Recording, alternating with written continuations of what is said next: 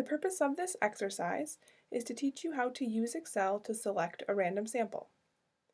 In the book, there's a problem that states that Company P would like to interview a random sample of 5 of the top 20 clients in the company. So we will use Excel to select a random sample of size 5 from the population of 20 clients. I have open here a blank workbook in Excel, which we will use to complete this exercise. The first thing we need to do is list all of the clients in the population. So we're going to enter them into the first column. But I will first give the first column a title so that we know what information it contains.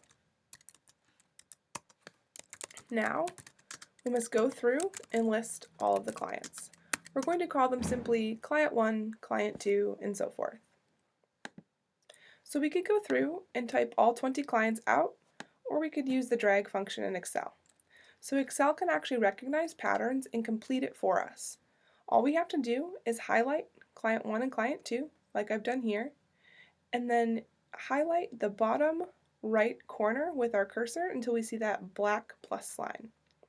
Then we can simply drag down and allow Excel to complete the pattern for us. You see it has written out Client 1 all the way to Client 20. The next thing we need to do is generate a random number for each client. Once each client has their own unique random number, we can then sort the clients by their random number in order to get a random sample of 5 clients. I'm going to give the next column another title so that we know what it contains. Now, we're going to enter in the random number function for each client. This is the random number function that we need to enter for each client. Once we've typed it into the cell, we can hit enter or return. It will then generate a random number between 0 and 1. Even though we see the number here, we can see that the formula is still what's entered underneath. You will always be able to see the formula up in the formula bar, but in the actual cell itself you'll see the result of the formula, which is the random number. So now we must go through and type this formula in for the remaining clients. And you can see that each time I type it in, the previous numbers do change, and that's because Excel generates a new random number after each action. And that's not a problem because our purpose here is just to ensure that each client has their own unique random number. The actual number itself does not matter. So we can go through and continue to copy paste or type the formula in ourselves,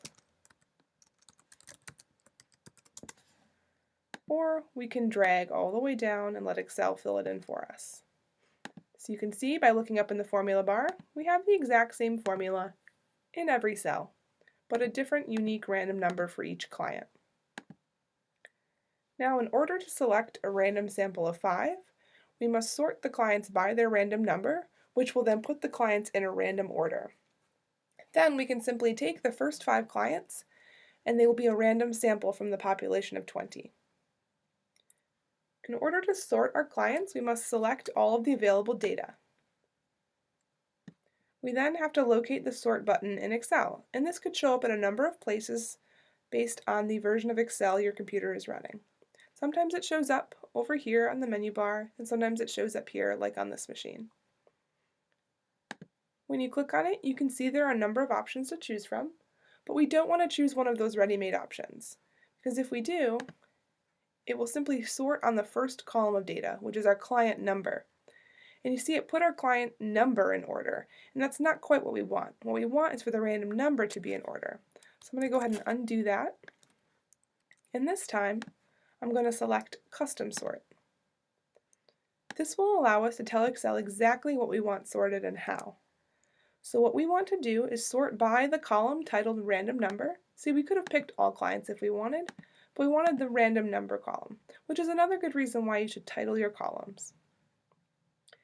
We want Excel to sort on the values, and we want it to go smallest to largest. We could also choose largest to smallest. Either one will do what we're looking for. When we click OK, it's going to sort the clients based on the random number they have here. When we click the button, it will regenerate new random numbers for every client, so it won't look like they're necessarily sorted smallest to largest, but that's okay. They were sorted on their previous number, and what we have is exactly what we need for this problem. If we take the first 5 clients, we now have a random sample from the population of 20. So we can take client 1, 5, 17, 14, and 20, and that can be our random sample.